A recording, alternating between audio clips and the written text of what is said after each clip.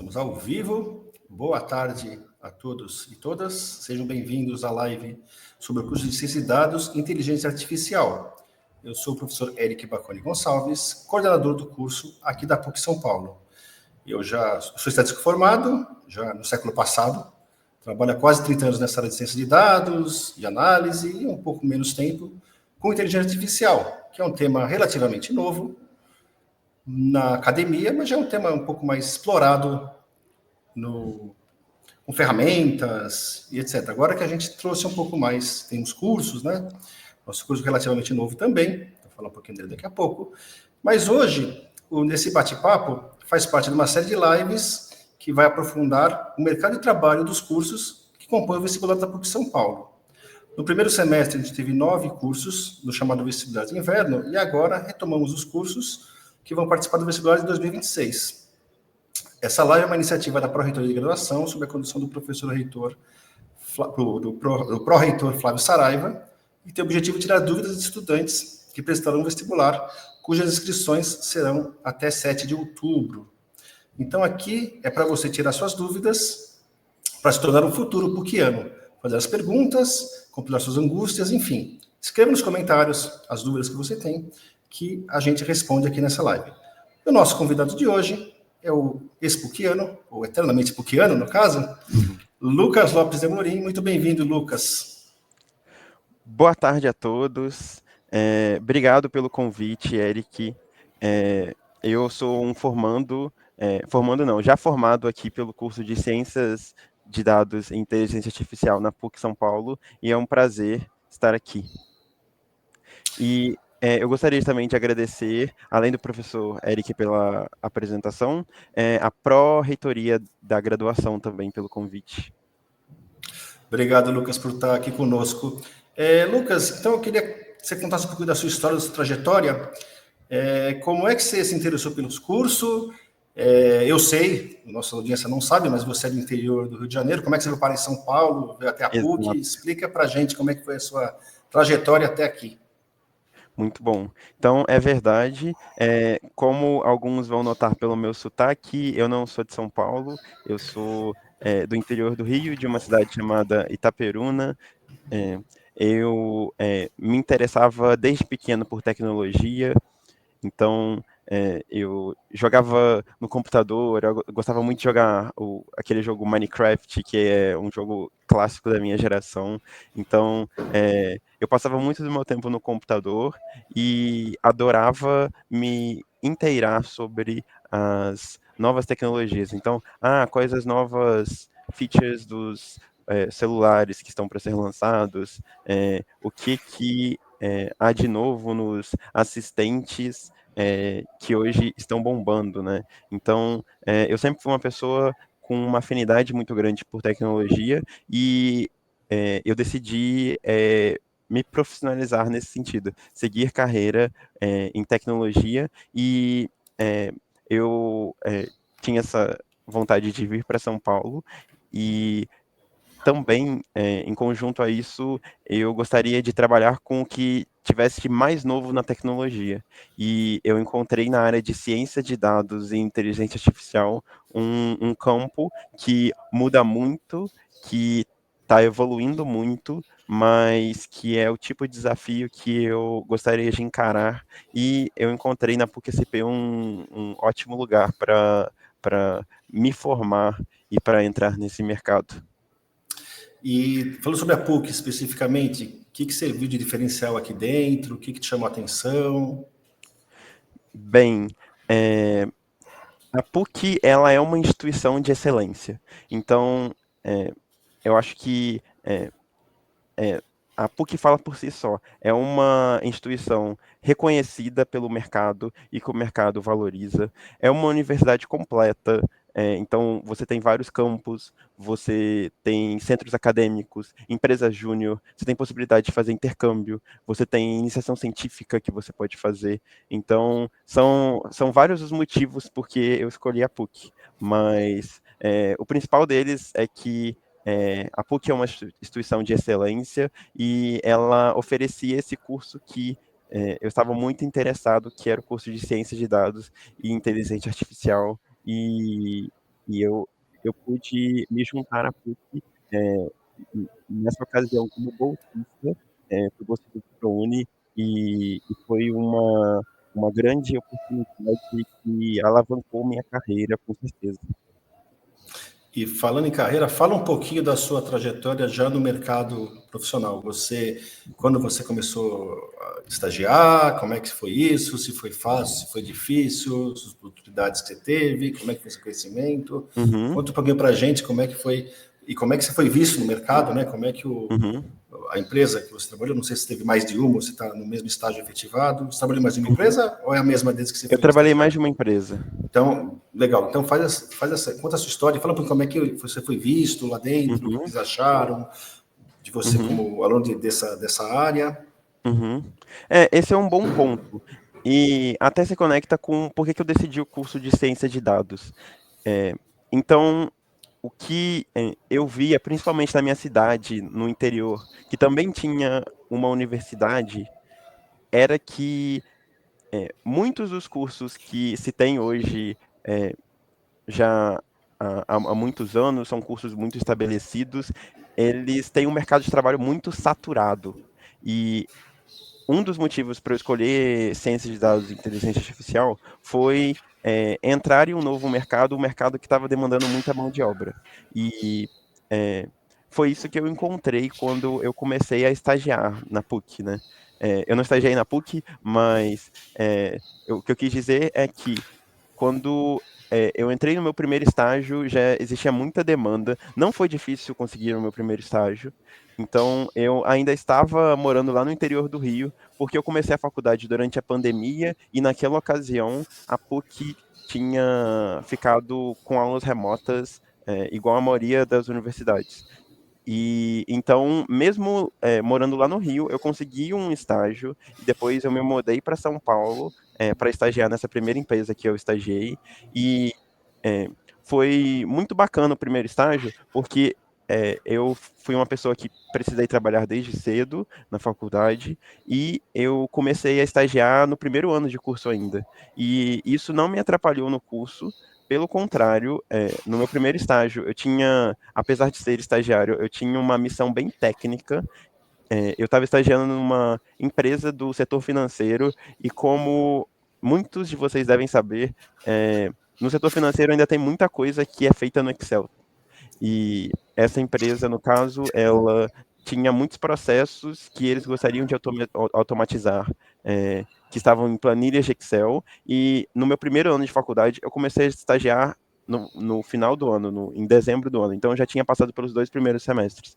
E eu tinha visto as matérias de análise de dados e de programação em Python. E eu pude aplicar isso já no meu primeiro estágio, que era basicamente eu analisar e visualizar dados. Então, eram processos que eles demoravam muito, eram vários campos calculados no Excel e com programação a gente conseguia automatizar isso e fazer as análises que eram necessárias de maneira muito mais automatizada. E junto a isso, eu conseguia criar os painéis de indicadores, também chamados de dashboards, que basicamente, escrevendo o que eu fazia num exemplo prático.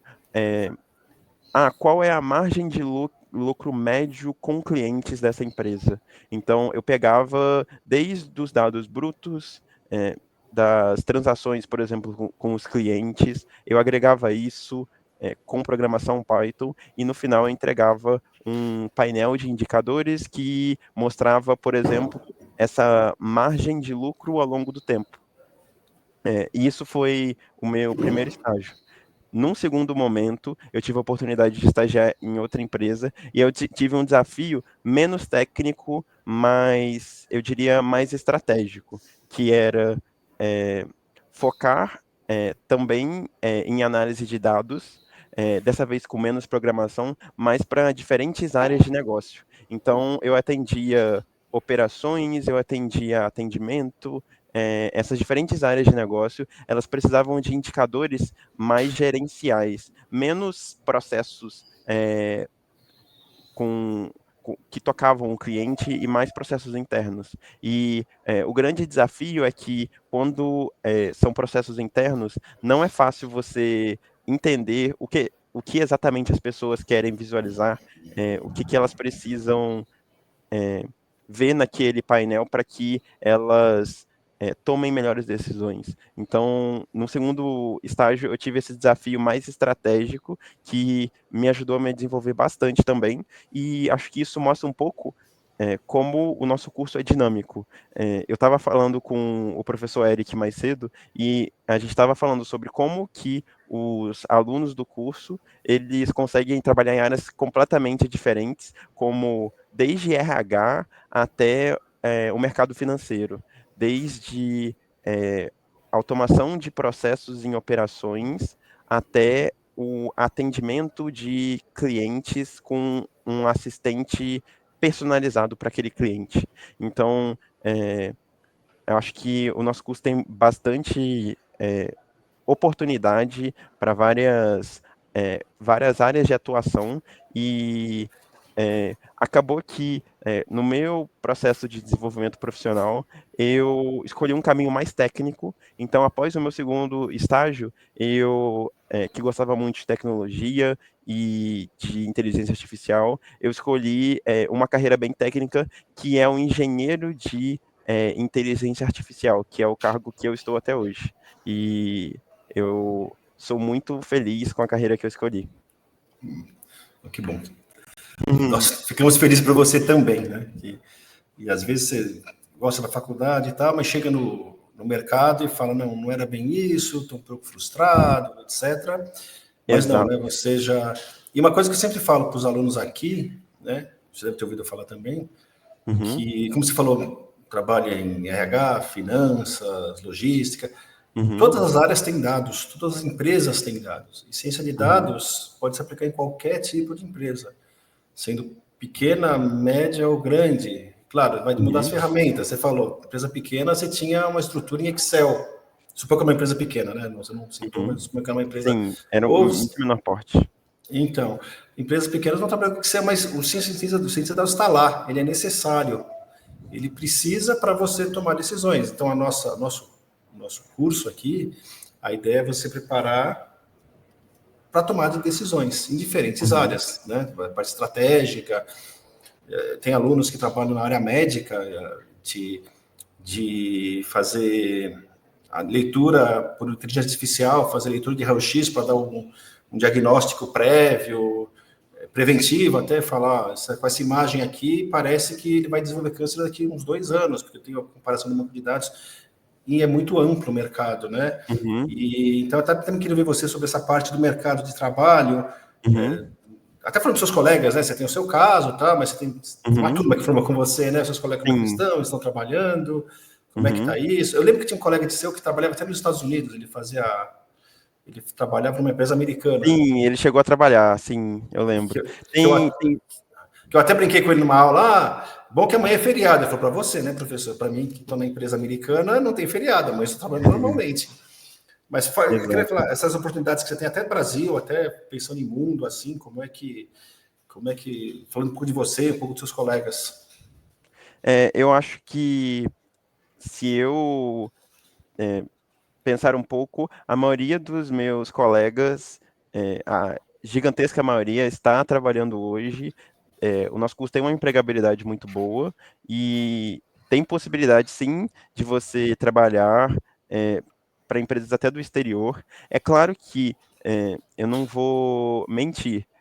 O nível de exigência também sobe, mas é uma coisa que é alcançável, sim. Eu tenho esse aluno que estudou com a gente, eu tenho conhecidos também de carreira que estão trabalhando para o exterior.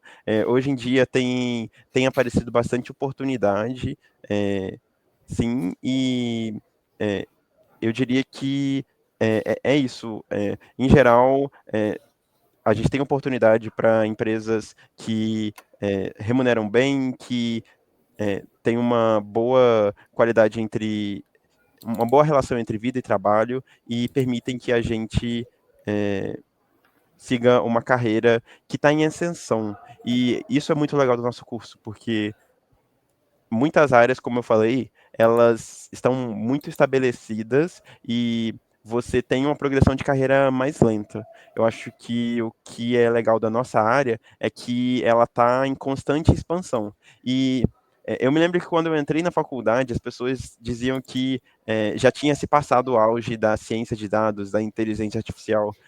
Tinha-se uma noção que a partir dali tinha muita gente se formando, que as remunerações iam cair e que ia ficar mais concorrido, mas o que tem acontecido é que a área ainda está em expansão, principalmente desde que a OpenAI lançou o ChatGPT, que aí a gente começa a falar de IA generativa, que é um novo paradigma na inteligência artificial.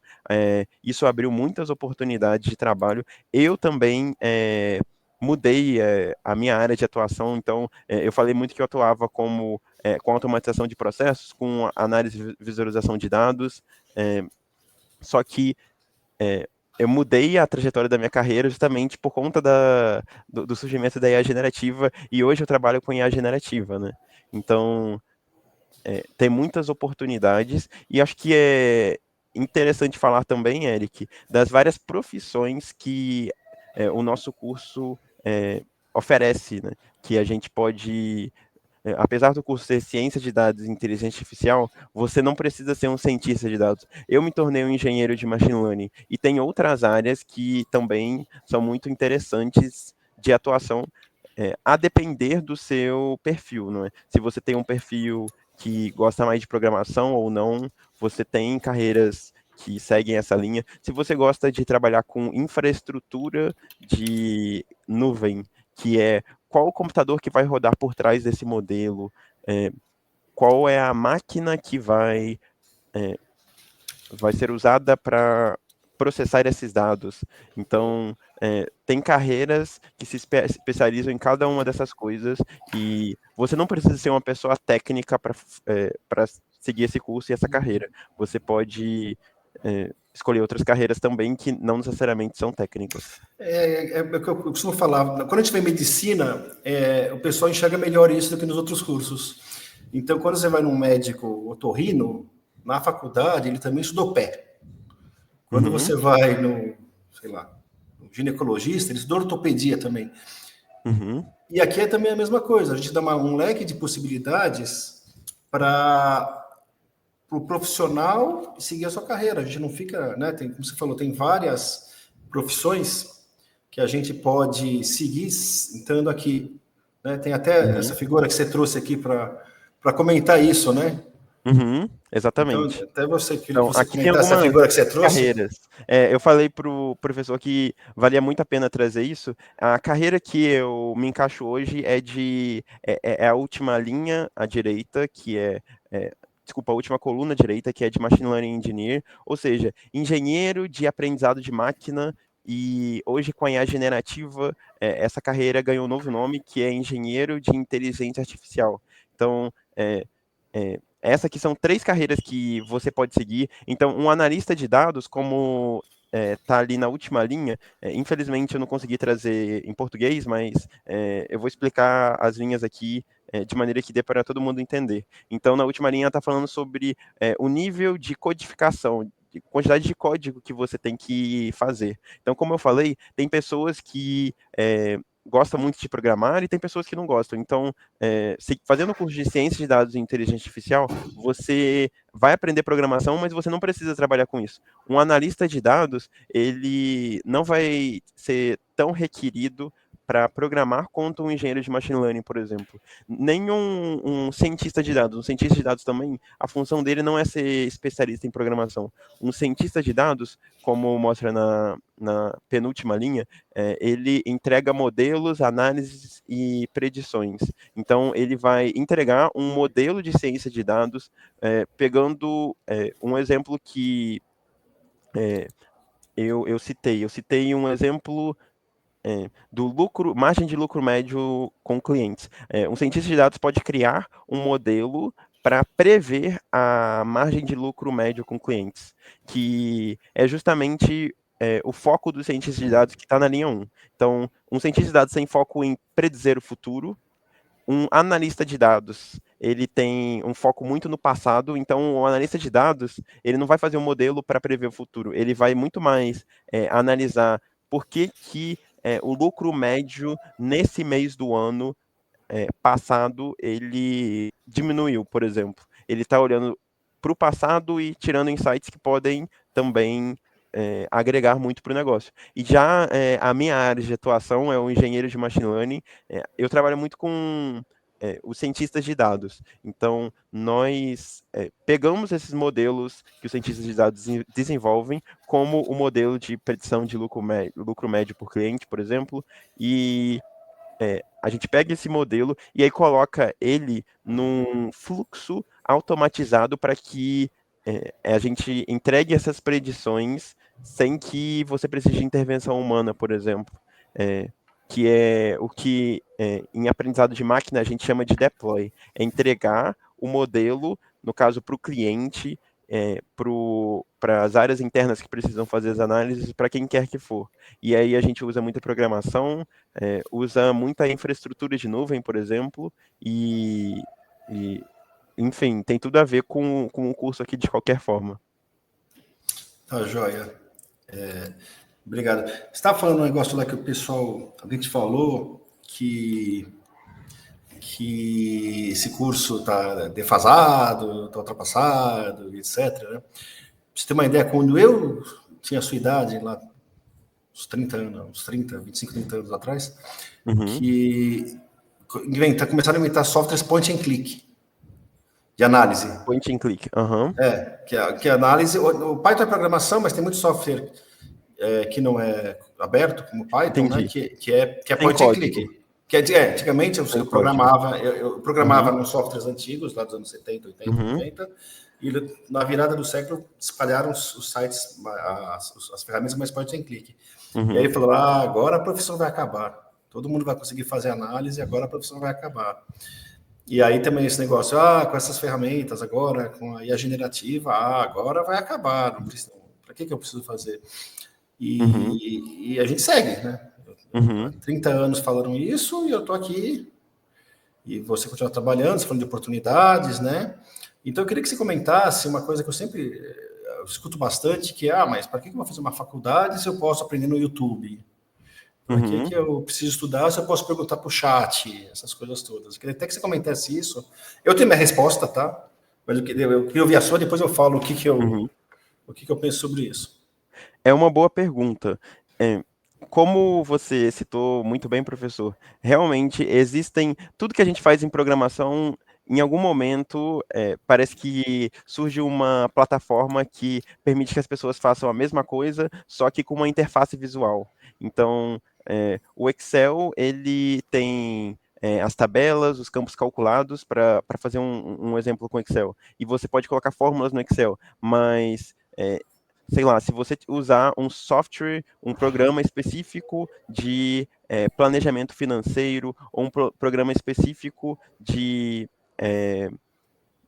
que vai estar lidando com os clientes, por exemplo, uma aplicação que vai já consolidar esses dados, ele pode fazer essas contas e permitir que você adicione uma etapa ali que vai fazer a soma, por exemplo, do lucro médio por cliente. Você não precisa de um analista de dados para isso. Mas o que, na minha opinião, acontece é que realmente esses processos eles vêm sendo automatizados, mas sempre tem um processo mais complexo que essas ferramentas de interface visual que a gente consegue usar para fazer as análises, elas não abrangem, e aí você precisa ir para a programação para fazer alguma coisa mais avançada.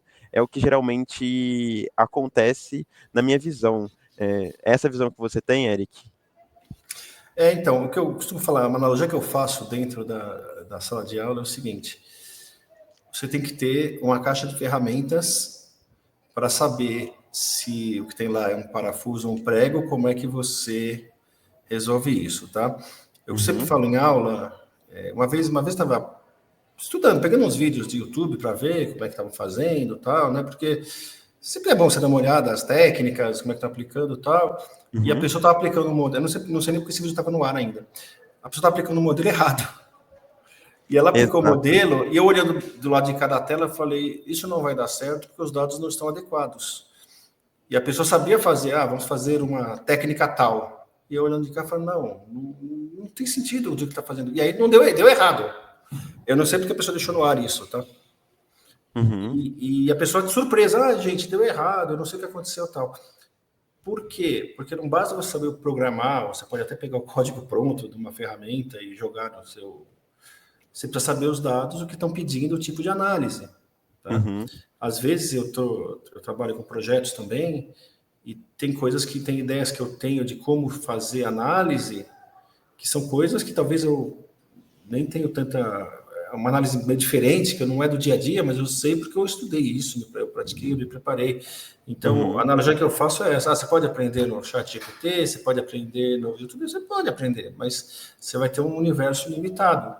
Você não vai ter a visão total dos problemas se você não tiver essa ideia de todas as técnicas que você tem. Por isso que a gente está aqui numa faculdade que dura 4 anos. Né? Então, é essa a ideia. Porque, normalmente, a gente tem programas aqui de apresentar a faculdade nas escolas, né? Tem Você na PUC, que a gente vai lá, apresenta a faculdade, fala dos cursos e tal. E é muito comum me perguntar, muito comum não, mas acontece de me perguntarem isso. Mas duas coisas que me perguntam sempre. Pergunto sempre não, pergunto com mais frequência. Essa pergunta, se eu não podia aprender isso perguntando para a generativa ou perguntando para o YouTube. E a outra pergunta que me fazem é se essa tecnologia não vai ficar ultrapassada, obsoleta. E a resposta é vai. Quando eu me formei não tinha nada de chat, não tinha Python, não tinha R, não tinha Orange, Power BI, tudo isso não tinha. Mas eu sei utilizar essas coisas. Por quê? Porque eu estudei em algum momento e eu consegui juntar as ideias e a ferramenta é só um detalhe. Assim como você, trabalhando na empresa que você trabalha, eles vão trocar ferramenta em algum momento. Exato. E aí você vai falar, mas eu aprendi a fazer Python, eu não sei mexer com a ferramenta agora. Aí você falou que trabalha com a generativa, vai ter a outra, você fala, não sei, vou parar. Não, você não vai parar, você vai continuar lá. Porque você tem a caixa de ferramentas, você tem a ideia, você tem a experiência. Né? Não sei se você concorda comigo. Eu concordo. E na minha opinião, Eric, o curso da PUC foi um diferencial nesse sentido, e o maior diferencial dele, que agrega tudo isso que você falou, na minha opinião, é que o curso ele é muito orientado a projetos, não é? Então você passa por várias ferramentas, como você falou, para você criar a sua própria caixa de ferramentas para conseguir resolver os problemas. Então, isso foi uma coisa que com certeza agregou muito para mim durante o curso. Eu me lembro de projetos que nós fizemos, por exemplo, de capturar anúncios de imóveis aqui em São Paulo, porque eu estava pensando em mudar aqui para São Paulo e eu tinha um problema real, que era morar aqui sem pagar uma fortuna, né? Então, isso me agregou para minha caixinha de ferramentas, assim como muitos outros projetos que a gente teve que hoje me ajudam no trabalho.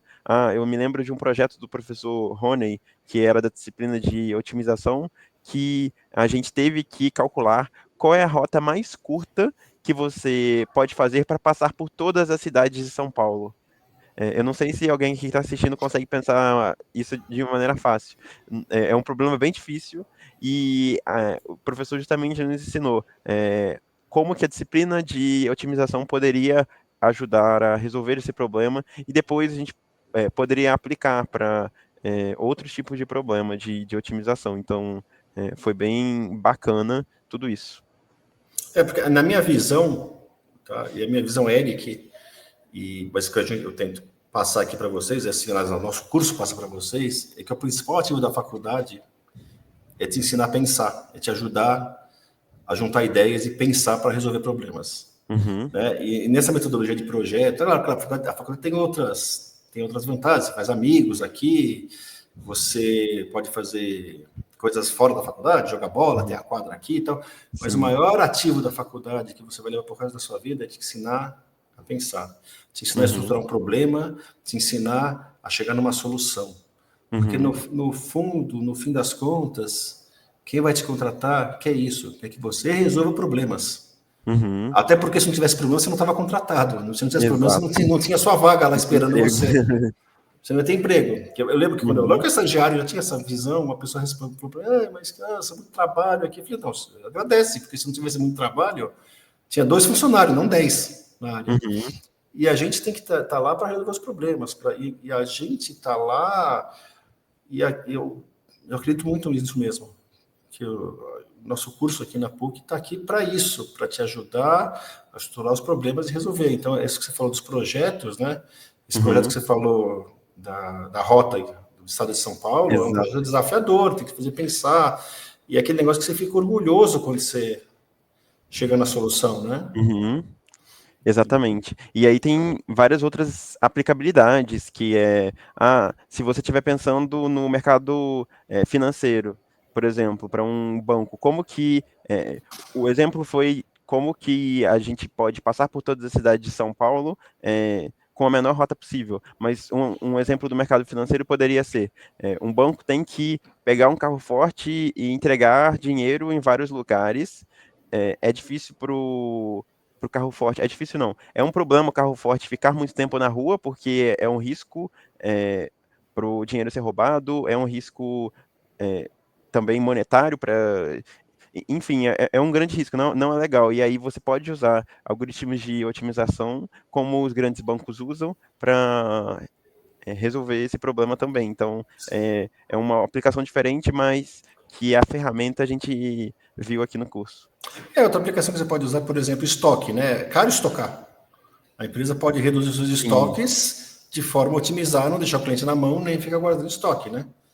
Então, também dá para fazer esse tipo de cálculo, tal, que é bastante útil. Eu queria fazer outra coisa para você. Como é que é a sua visão sobre essa parte de data science, machine learning, inteligência artificial? Eu queria que você dividisse isso com a gente. Eu acho que isso se casa muito com a formação aqui do curso, né? Então, nós temos. O nome do curso é Ciência de Dados e Inteligência Artificial. E é interessante você entender o que é cada uma dessas caixinhas, né?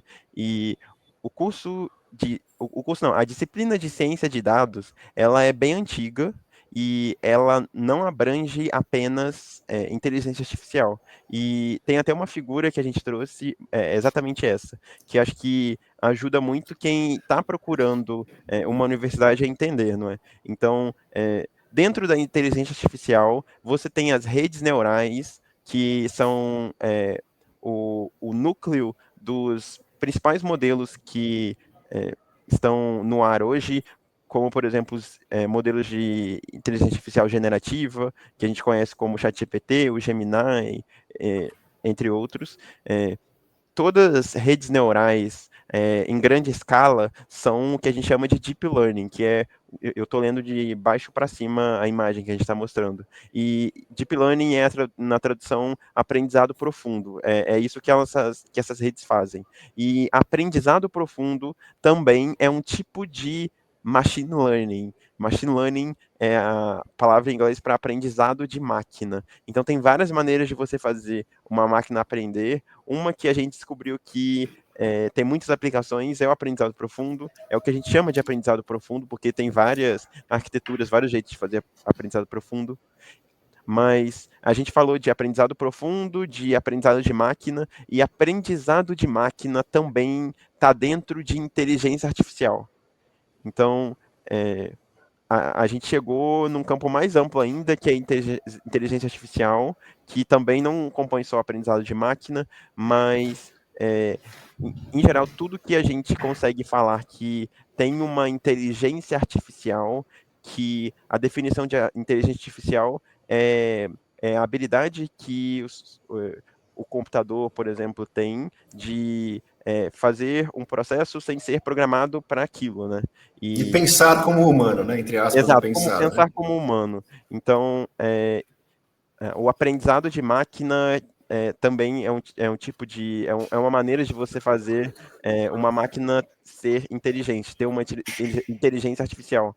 E dentro de tudo isso, chegamos à nossa camada mais ampla, que é a ciência de dados. Que a ciência de dados, ela vem de muito tempo atrás e ela abrange também a inteligência artificial. Então, aqui na formação da PUC, a gente tem o privilégio de ver tanto a ciência de dados clássica, como ela surgiu, que tem aplicações até hoje, que elas não precisam de redes neurais, por exemplo, para funcionar, mas são um tipo de inteligência artificial que são usados até hoje, que funcionam muito bem, até as aplicações mais avançadas que resolvem os problemas mais complexos que demorou para o ser humano conseguir automatizar, que hoje a gente vê com os modelos conversacionais de IA generativa, que estão tomando aí o mercado. Tá, joia. Obrigado. E uma coisa que eu queria deixar também falar é que a inteligência artificial é uma coisa nova? Não, não é uma coisa nova. Porque, como eu falei agora há pouco, a tecnologia vai ficar defasada, a gente vai continuar aqui fazendo as coisas com esses conceitos. É um conceito já dos anos 30, 40, que era a frase assim: fazer um computador te responder e você não sabe se é um computador ou se é uma pessoa que está respondendo. Isso é uma inteligência artificial. Só que nos anos 30, 40, a gente não tinha máquinas para fazer o que as pessoas pensaram, né? E aí, conforme a gente foi evoluindo, agora sim. E, inclusive, o próprio chat GPT, se você usasse no começo, 2021, 2022, você falava, bom dia, como você está? Ele respondia, eu sou uma máquina, não estou nada, não tenho sentimentos. E agora ele já fala, eu estou bem em você, porque ele já evoluiu, ele já consegue parecer mais um humano do que ele parecia em 2021, 2022, uns 3, 4 anos. Então, isso vai tendo evolução. O seu grupo fez o trabalho do Pac-Man, não? Trabalho do Pac-Man, eu acredito que não, eu não tô lembrado. Eu fiz muitos trabalhos na faculdade, acho que não foi o meu que fez esse, mas... Não, tem um trabalho aqui, né, que foi feito aqui, acho que foi em 2020, então, você é da turma de 21, né? Que era assim, saia de um Pac-Man para o Waze. Então você desenvolve a lógica para você sair do joguinho do Pac-Man e virar um Waze. Por quê? Porque se você pensar, o Pac-Man é o bisavô do Waze. Qual que é a ideia do Waze e qual é a ideia do Pac-Man? A ideia do Pac-Man é você andar num labirinto e fugir dos fantasminhas. Qual que é a ideia do Waze? É andar num labirinto e fugir dos vermelhinhos, que são o trânsito. Os obstáculos, exato. Então, se você pensar, a base dos dois é a mesma. É claro que quando a pessoa criou o Pac-Man lá em 70 e qualquer coisa, não tinha satélite, não tinha celular para você ficar vendo no carro, o direcionamento e tal. Mas é uma ideia similar ao Waze, né? Então tinha a ideia de fazer um projeto de Waze baseado no jogo Pac-Man. Tá? A pessoa que bolou o Waze, eu não sei, não vou dizer que sim nem que não, que ela lembrou do Pac-Man, mas intrinsecamente ela estava na cabeça dela alguma coisa similar, uma lógica similar, né? Por isso que eu falo, a tecnologia avança, as ideias vão evoluindo conforme a tecnologia te permite que ela evolua, né? O professor Savino, meu colega, você teve aula com o professor Savino, provavelmente, lá da ciência de computação, ele fala, a gente tinha tecnologia para fazer o Waze desde os anos 80, só a gente não tinha celular, esse brinquedo aqui. Não existia na época. E você não ia botar um computador dentro de um carro e ficar com o computador no seu colo dirigindo. A parte de você fazer a identificação facial já tinha nos anos 80, demorava 15 minutos. Você não era para o seu celular 15 minutos para ligar para alguém, que não tinha sentido. Então, a gente, que eu falo, as ideias permanecem conforme passa o tempo. As ideias vão, e conforme a gente vai evoluindo na tecnologia, a gente consegue implantar ideias que talvez nem sejam tão novas. É por isso que eu reforço de novo. A tecnologia vai melhorar. Mas você tem todo o ferramental para, aproveitando as suas ideias, explorar a tecnologia. E a gente falou muito sobre ciência de dados e inteligência artificial aqui, Eric. A gente falou um pouco sobre como elas estão se conectadas, como elas estão conectadas com a evolução da computação e também do conhecimento humano, né? Eu acho que valeria a pena a gente falar também um pouco do curso, né? Como que o curso mostra tudo isso. Sim, eu vou falar um pouquinho do curso. Então, nosso curso aqui, ele começou em 2020, foi um dos primeiros a ser lançado, né? O curso tem ciência de inteligência artificial, tem cursos, você que comentou comigo, né? Os cursos são ciência de dados, normalmente, que o nosso curso Uhum, diferencial também é o que aborda as duas coisas, né? sim. E a gente tem as matérias, Uhum, tem a parte matemática, que é para a gente que é raciocínio lógico, tem aula de cálculos, aulas de uhum. estatística e tem aulas de redes neurais, aulas de. Você pode até falar melhor aqui que você passou por Sim, todas. exato. É, E uma outra coisa que a gente tem também, por exemplo, tem um curso chamado Marketing e Redes Sociais. Uma uhum, disciplina assim. Por que é importante? Não só ficar no computador, na tecnologia, mas é importante ter uma visão do que a gente consegue aplicar, onde é que a gente consegue aplicar essas coisas, ter uma visão um pouco uhum, mais de negócio, porque uma coisa que eu sou estatístico, né? Fiz um curso de estatística lá no século passado, e quando eu saí de lá, eu só sabia estatística. uhum, Eu não tinha noção de aplicabilidade no mundo, eu sabia os teoremas, aquelas coisas todas, né? Claro, depois eu uhum, fiz pós-graduação, fui me aperfeiçoando. E uma diferença do nosso curso aqui que a gente já tenta que o aluno tem uma visão já de como é que uma empresa funciona, de mercado, de aplicações da área, né? uhum. Aplicações do mercado financeiro, aplicações do mercado de marketing, tem, tem outras áreas que a gente pode aprofundar isso Uhum. aí.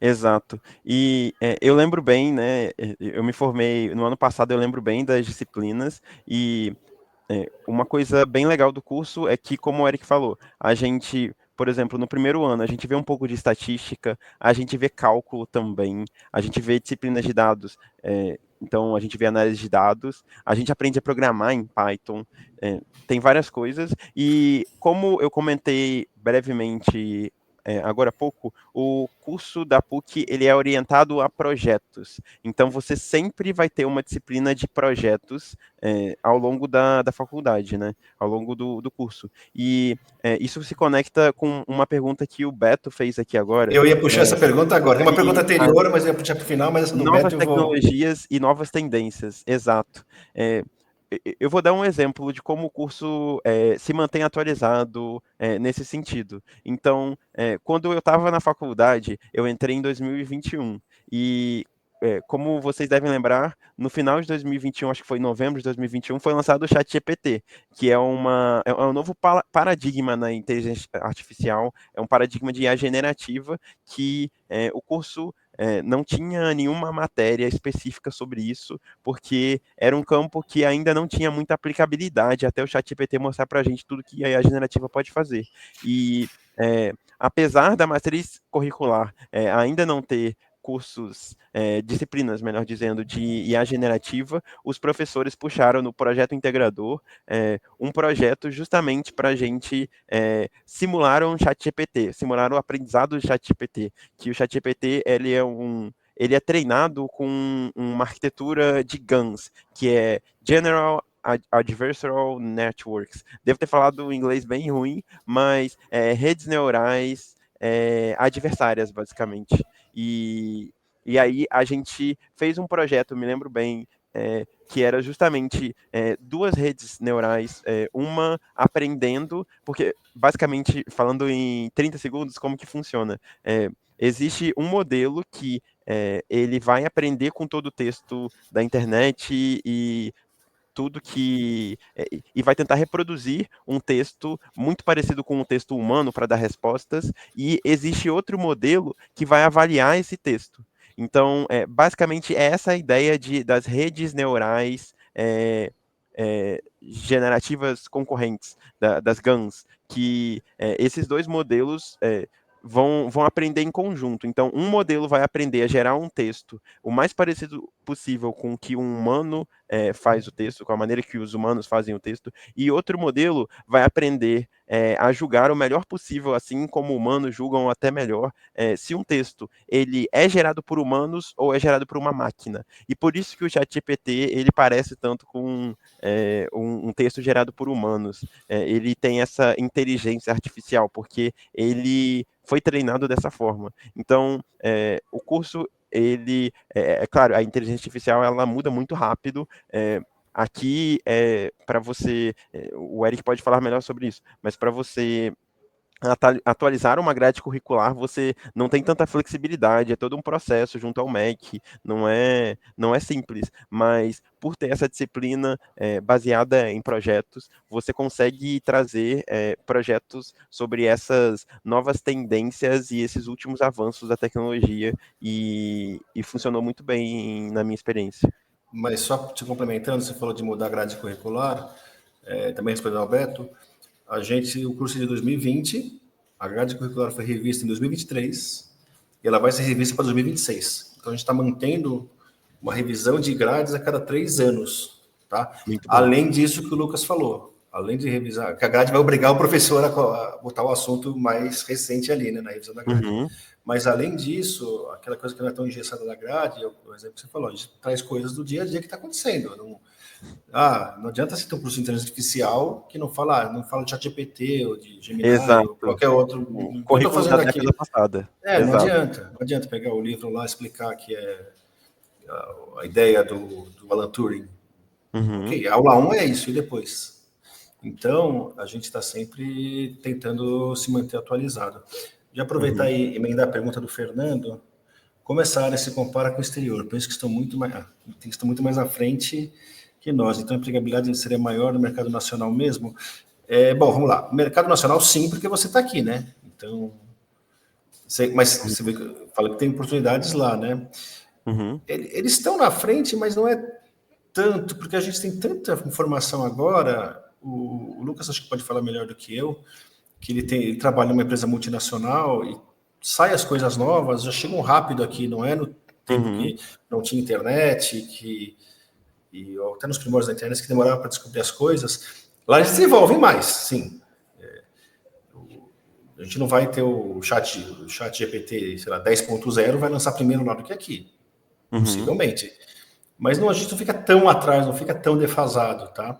Tanto que eu falei, tem colegas que conseguem trabalhar lá. Mas, obviamente, né, tem questão de língua, tem questão de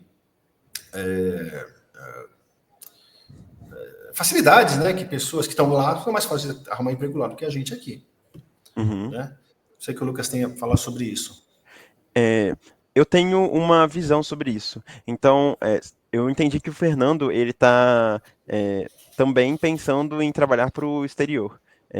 E pensando muito sobre a empregabilidade no Brasil e no exterior. Então, tipo, onde que seria melhor trabalhar? É, eu entendo o seguinte, em geral, quando as empresas do exterior, elas vão contratar pessoas de outro país, pessoas, por exemplo, que trabalham de maneira remota, o nível de exigência é muito alto. Então, em geral, para você conseguir emprego nessas empresas, você tem que ter alguns anos de experiência no mercado.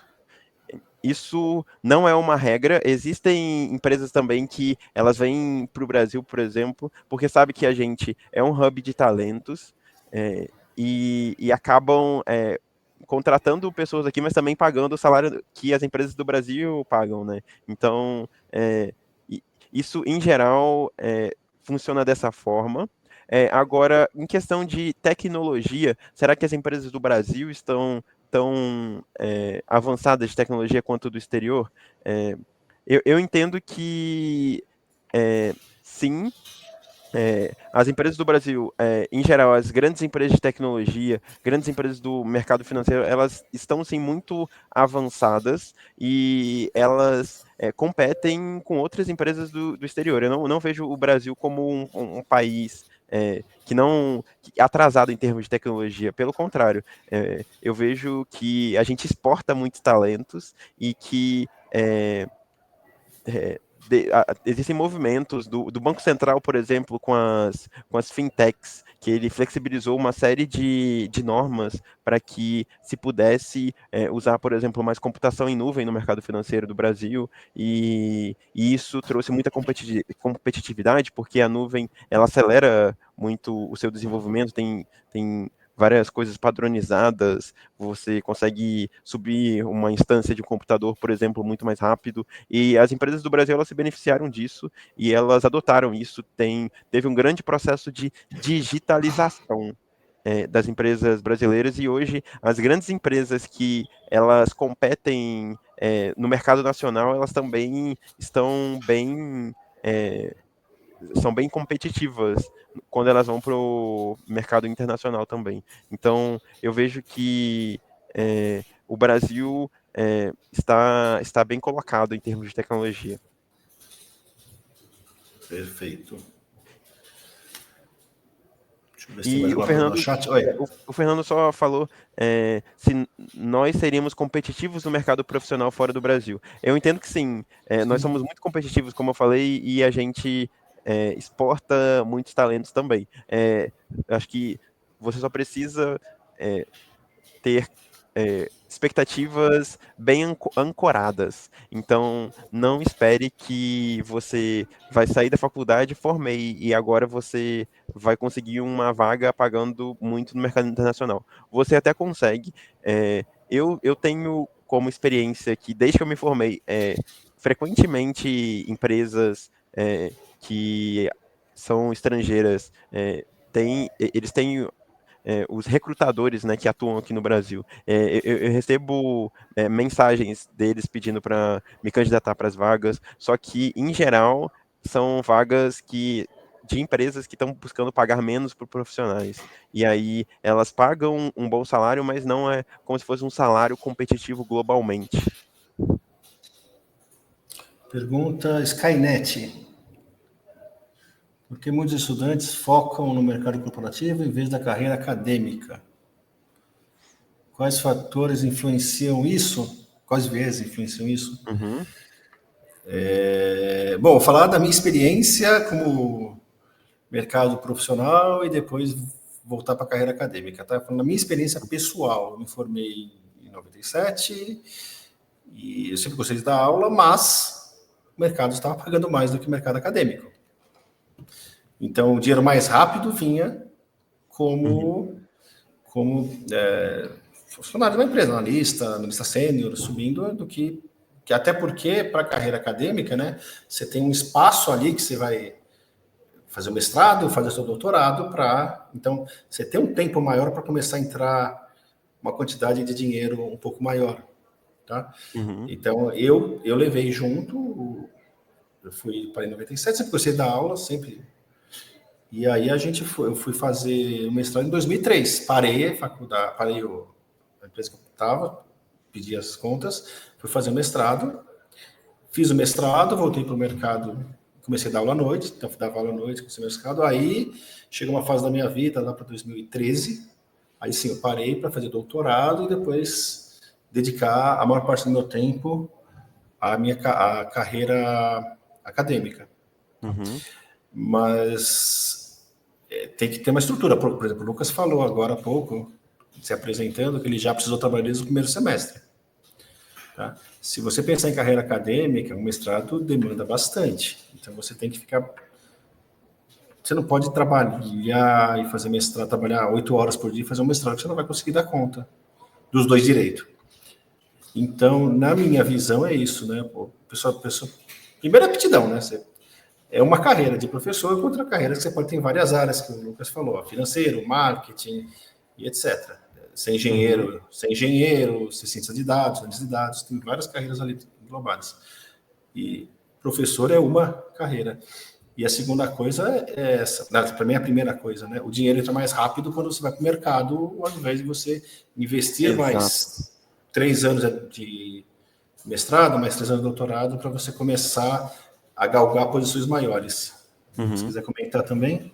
Não sei Eu se ele pensou concordo. em fazer carreira acadêmica em algum momento.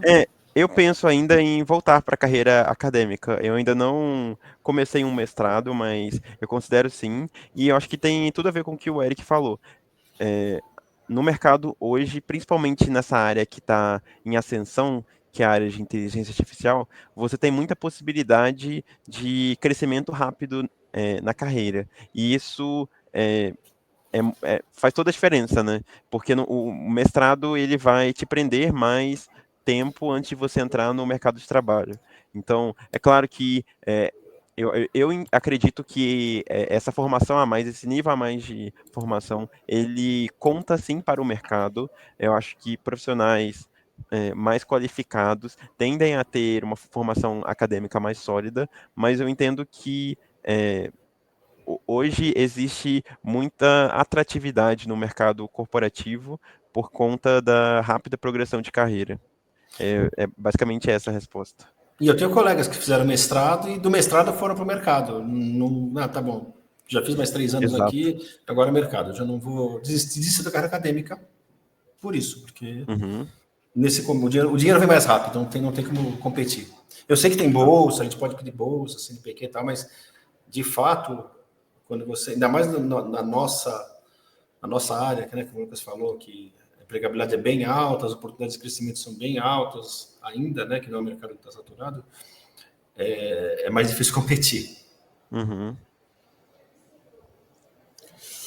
Mais alguma pergunta no chat? Já está quase estourando a hora. Acho que é isso. Bom, agradecer o Lucas, né, que voltou para a PUC, para esse bate-papo conosco. Lembrar vocês que o vestibular 2026 tem inscrição até 7 de outubro, como está escrito na sua tela aqui embaixo, ou talvez esteja só ouvindo, né, você botou não pode ler, então, reforçando, vestibular até 7 de outubro, esperamos você por aqui.